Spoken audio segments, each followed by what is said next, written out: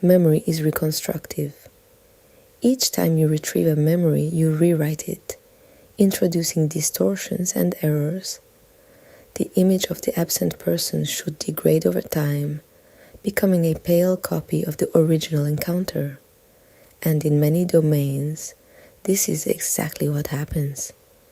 You forget the faces of strangers within minutes. You forget most conversations within days. You forget what you had for lunch last Tuesday. Memory fades. This is the standard case. And it is the one cognitive psychology has been describing for 100 years. Except, and this is the anomaly that interests us, except when the memory is of someone you loved.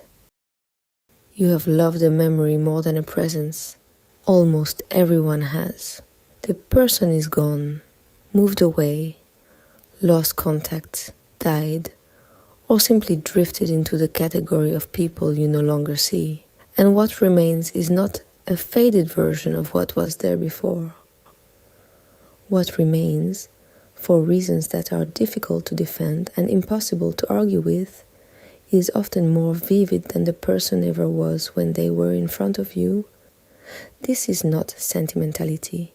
It is not grief distorting memory. It is something else, and it has a name. You think about them more now.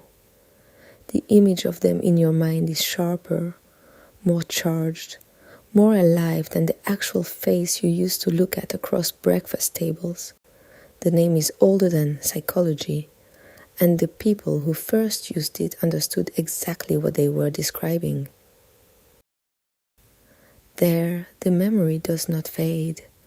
Something about the original encounter seems to have set in motion a process that continues operating regardless of whether the source is still available. The image runs on its own power. It seems to be, for reasons that a strictly reconstructive theory cannot account for, an exception to the general rule of memory. We want to understand why. Giordano Bruno, writing in 1590, mapped the mechanical sequence by which a bond installs itself between two people. He named 4 motions: the casting of the bond, the fastening, the pull, and the consummation. About the 4th motion, he made an observation that most of his modern readers have missed. The consummation, he wrote, is called enjoyment. Fruitio in his Latin. But the actual phenomenon is that the bond is most active and most binding, precisely at the moment of consummation. The bond does not dissolve in the having, it deepens in the having. This is the line that matters for what we are doing today. The consummation is not the end of the bond, it is the bond's confirmation of itself. And once confirmed, the bond has begun to generate its own substance. Here we need to borrow a word the Renaissance used that has been degraded in modern English. The word is phantasm. In our vocabulary, it means something ghostly or unreal. In theirs, it meant something very specific and very precise. An image held in the faculty of the imagination, received from the outside through the senses, and then retained. The phantasm, for Bruno and Ficino, was not imaginary in the dismissive sense. It was the literal content of what we now call an internal representation. When you see someone's face, and the face is recorded in your mind, that recording is a phantasm. The phantasm is what your inner life actually contains. It is what remains when the sensory contact stops. The Renaissance treated it as a real object, a material object of a subtler grade than physical matter, but material nonetheless. The image running on its own. Once the phantasm of the beloved has been installed, once the sight of them has crossed the threshold of the eye and settled in the inner chamber of the imagination, something strange begins to happen. The phantasm no longer requires the beloved to be present in order to generate the effects the beloved used to generate. Bruno writes that the eye carries the image forward. Ficino is blunter. The lover perishes for want of seeing the object of his love, he writes, and then corrects himself. The lover keeps seeing the object of his love, internally, from the installed image, long after external sight has become impossible. The phantasm is the source of the longing. The beloved was only the occasion for the phantasm's installation. Once installed, the phantasm runs on its own, and it runs without needing the beloved's ongoing participation in any way. This is the claim that separates the Renaissance account from the modern one. Modern psychology treats the absent beloved as a fading signal. The Renaissance treated the absent beloved as a signal that had been fully transferred to a local copy, and the local copy as the new source. Why absence intensifies love rather than diminishing it. This explains something the modern romantic vocabulary has never quite explained. The materialist prediction is that the absent beloved would fade. The actual experience is that the absent beloved sharpens.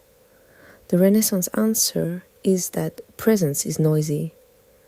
When the beloved is physically available, the phantasm has to compete with sensory data, with the actual face, which rarely matches the internal image exactly, with the actual voice, which says unplanned things, with the actual body, which has bad days and smells and inconsistencies. Presence contaminates the phantasm with accident. Absence removes the contamination. The phantasm, freed from the friction of reality, becomes its pure form. This is why the memory of someone you loved is sometimes more compelling than the person ever was. The memory is the phantasm without interference. The clearest historical case is Dante Alighieri. He saw Beatrice Portinari for the first time when he was 9 years old. He saw her a second time from a distance 9 years later. He exchanged a handful of words with her across a lifetime. She married another man, died young, and Dante spent the rest of his life loving her. Not loving the memory of her, but loving her actively through the phantasm she had installed when he was a child. He wrote the Vita Nuova about this love. He wrote the Divine Comedy as the final consummation of it, placing Beatrice at the highest circle of paradise and making her the guide to the beatific vision. The actual Beatrice had almost no contact with Dante at all. The phantasmic Beatrice sustained one of the greatest literary achievements in European history for 4 decades. She was a phantom. The phantom was sufficient. The strangest confirmation of the phantasm's independence is grief. The intensity of grief following a loss is almost never proportional to the quality or duration of the actual relationship. People grieve for brief encounters more than for long marriages. They grieve for relationships that ended badly more than for ones that ended well. They grieve for people they only ever saw in one context, whose real lives they knew nothing about. What the grief is measuring is the intensity of the phantasm, not the intensity of the actual bond. The phantom has been installed, and the person is now permanently unavailable to feed new sensory data to the phantom, which means the phantom will continue generating the bond from nothing but its own encoded content, possibly for the rest of the grieving person's life. Grief is the phantom protesting his own sourcelessness. It is the experience from the inside of a phantasm that has been cut off from its reinforcement source, but is not yet ready to decay. The grief does not begin to resolve until the phantasm begins to accept that the source is not coming back. The resolution is slow because the phantasm does not measure time the way the conscious mind does. It measures probability of return, and probability of return diminishes on its own schedule. The purest laboratory case is unrequited love. Here there was never any real intimacy to dilute the phantasm. The beloved was seen at a distance, perhaps, or briefly spoken to, or merely observed across a classroom. The sensory contact was minimal. The phantasm was installed from almost nothing. And yet, unrequited love, historically, is the most intense form of love on record. The medieval troubadours knew this and built an entire poetic tradition around beloveds they had never touched. The Sufi mystics of Persia developed disciplines that consciously refused consummation in order to preserve the phantom in its unmixed form. They understood that the phantom, once installed, does not require confirmation from the source. What it requires is the absence of contradicting data, and the unrequited lover has given the phantom that absence as a gift. Modern neuroscience has started to describe the same phenomenon from a different angle. Memory consolidation, the process by which short-term memories are rewritten into long-term storage during sleep, is now understood to strengthen the emotional valence of a memory over time, rather than weakening it. The emotional charge of a remembered attachment can actually grow for weeks after the attachment has ended, as the memory is reconsolidated with each recall. The hippocampus, in effect, is manufacturing intensification. What Ficino called the phantasm running on its own power, modern research calls reconsolidation-driven emotional amplification. The vocabulary is different. The mechanism is identical. Something inside you is writing and rewriting the bond from nothing but its own stored content, making it stronger each time, without any contribution from the external source. The finding is recent enough that it has not yet made its way into the standard vocabulary of breakup advice, which is still operating on the older assumption that memory fades with time. Memory does fade with time for some categories of content.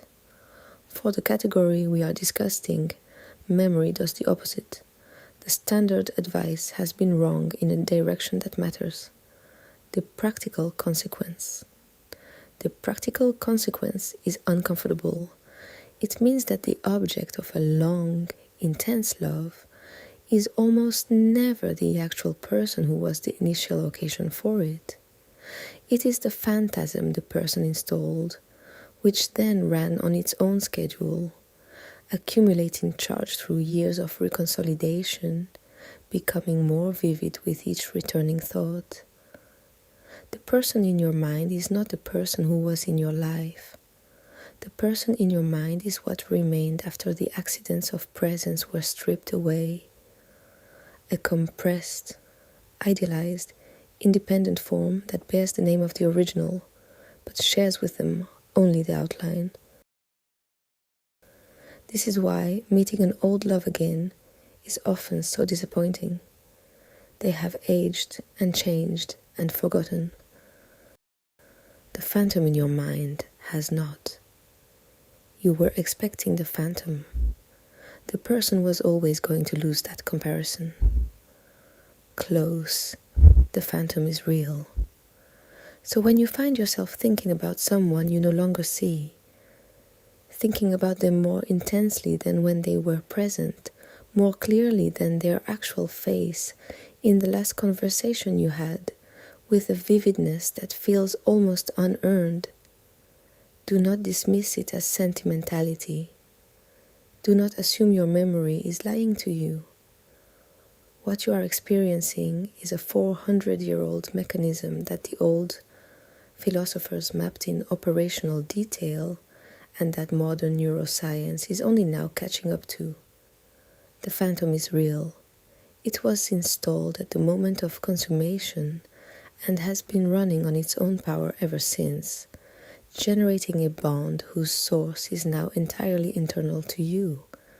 The person was the door through which the phantom entered. The phantom is what remained. Next time you love a memory more than you love the presence, know that you are not mistaken. You are loving the phantom. The phantom was always what you loved.